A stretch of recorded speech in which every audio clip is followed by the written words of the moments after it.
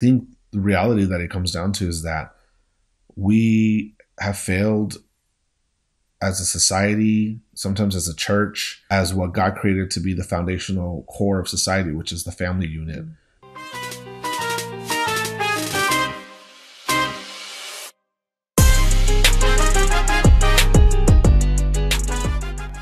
Hey guys, today's video is on a pretty, what to me is a sobering topic. We live here in Texas, about 45 minutes to an hour away from where that terrible, tragic event took place with that young man who went into that school and took the lives, murdered all those children and those teachers. And it's easy to sit here and play armchair quarterback and say things like guns are the problem or this is the problem. But as I've sat here and I've just been mulling over what happened and really thinking on it, one of the things that's like, okay, but what brought this 18-year-old? What brought those kids back? I think it was 99 in Columbine. Or what brought the individual in Parkland in Florida? What brought the gentleman that was on the subway station in New York back in April, or the Buffalo shooter from a couple weeks ago? Like, what brought all of these individuals to the point of committing such a heinous act? You know, the shooter here in Uvalde was 18 years old, and I'm sitting there, I'm like, 18, such a young age, and yet whatever had happened in his past, whatever had happened in his upbringing, had brought him to a point where even at that young of an age, he was filled with enough hatred or just hurt or whatever the case may be to commit murder to this degree. I saw a quote or a tweet actually by Matt Walsh where he said, everyone wants to talk about how could this deranged lunatic get a hold of guns, but nobody wants to talk about how he became a deranged lunatic to begin with. And I think that's so key. That is such a key factor in this. What is causing this failure to occur within our society? You know, and as I sit there, it's like there's failure. There was failure in this young man's life, whether it was parents, the upbringing he was raised in, whether it was, you know, nothing excuses the sin that he committed. But what about sin that might have been committed against him?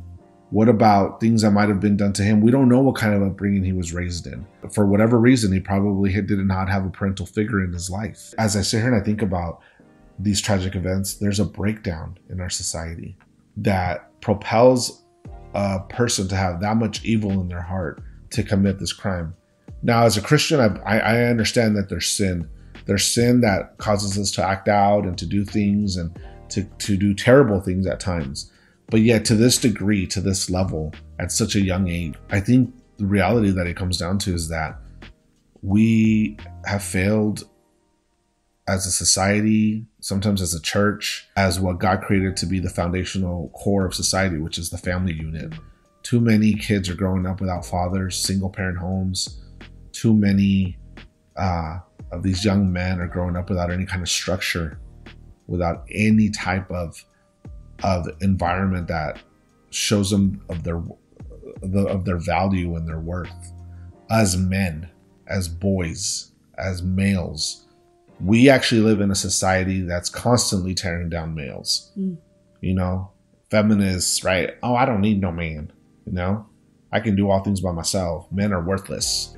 Just males in general being looked down upon. You know, my wife and I always comment every single time we see some kind of male figure in a reel or in a video. It's always of some like inept father that doesn't know how to take care of his kids, or that doesn't know how to clean a dish, or that doesn't know how to do this. Like, males are constantly being just kicked while they're down. I want my sons to know what their inherent value as men are, of how God created them to be, and the purpose that he made them in making them male.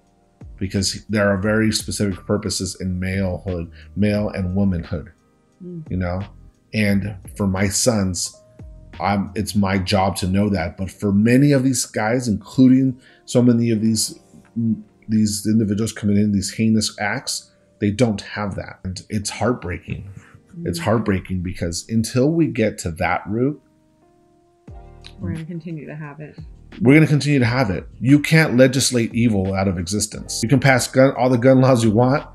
It's not going to change people's hearts. It's not going to change the hurt and the wickedness that is dwelling up within these young men. That for some they learn how to cope with it, but then there's those exceptions that the only way they can actually cope with it is to one day explode, and then you have tragic events like you had in Uvalde, Texas. And we just got to do better. If you're a father of boys, take that job seriously. Make sure that your sons know their worth as God-given males. That is something that God gifted them with. Malehood is not a curse. It's a gift that God has given them. Make sure they understand that. Make sure what that entails. And if you don't know, then reach out to me and we'll figure it out together. If you're single and you're an older man, you're an older male, find some of these boys that are growing up fatherless and in terrible environments and mentor them. Help them discover the uniqueness and awesomeness that that God created in them as males. I would make a bet that this young man probably didn't grow up in the best environment. Most likely did not grow up without a father. And we continue to see these failures in society because society is saying, just worry about yourself, what makes you happy. It's very evident by society that when I say society, I'm not talking about everyone because I know there's people that care, but there's a large section of our population that doesn't care about the kids. It's evident in the way we treated them during COVID. It's evident in the way that people think that it's okay to abort a baby up until 9 months. And it's very evident in the fact that we only care about situations like this when tragically 18 kids lost their lives. But who cared about that kid? Who cared about that shooter when he was a kid? See, if we would have cared about the shooter when he was a kid, maybe this would have never happened.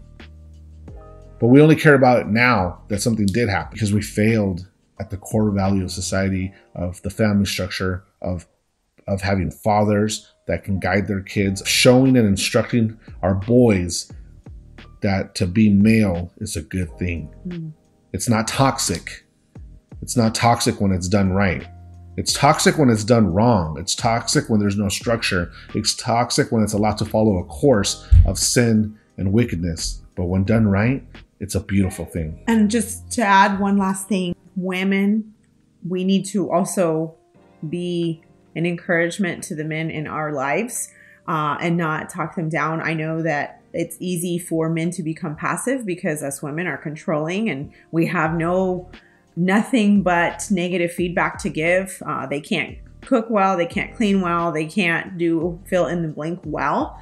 And for myself, that I'm married to an amazing man who wants to be present in our lives, it feels to the outside world, it would be as though my husband is controlling, yet he wants to be active. There's a difference. We're raising 3 men, and I want for my men, my young boys, to grow into confident men. And yes, it is important that my husband be able to uplift them and instill in them great values, what that means to be a man, because I could never do that. And I'm thankful for that. But as a woman, I can also speak to them in ways that they feel respected. Don't worry about how the world sees it. To a world that has seen very little of what male leadership looks like, it might look like control. Don't worry about that. Yeah. Just worry about leading well. Yep. Worry about having that positive example of masculinity in your life as an example of pouring into the young men that come into your life, whether it's your own children or whether it's a neighbor or whether it's a kid at church or whether it's whatever, fill in the blank, the friends of one of your sons or one of your kids. Be a positive example of masculinity. Pour into them. And when you see those kids that are hurting, when you notice things that are off, do something. Don't just sit there and say, oh man, there goes another one. Do something. That's how this will stop.